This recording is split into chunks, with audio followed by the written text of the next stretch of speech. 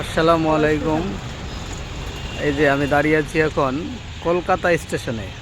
এখন সন্ধ্যাবেলার একটা পরিবেশ কলকাতা স্টেশনের। এটা স্টেশনের ফ্রন্ট সাইডটা, সামনের দিকটা। আর এই যে ওর চারিপাশের পরিবেশটা এরকম। এটা হচ্ছে কলকাতা স্টেশনের মানে সামনের দিকের একটা পরিবেশ। এখানে পিছন দিকটা এই যে এরকম আমরা একটা যেন খুব সুন্দর পরিবেশ উপভোগ করছি সন্ধ্যাবেলায়। যেন একটা মনোরম দৃশ্য, মনের মধ্যে একটা যেন মানসিক শান্তি পাওয়া যাচ্ছে এইসব জায়গায় থেকে। আসলে ব্যাপারটা হচ্ছে শিয়ালদা হাওড়া এই যে দুটো স্টেশন রয়েছে, ওগুলোতে সবসময় একটা গোলমাল মনে হচ্ছে। মানুষের যে একটা জনস্রোত সবসময় যেন লেগেই থাকে। আর এই জায়গাটাতে জনস্রোত থাকলেও খুব অল্প, মানে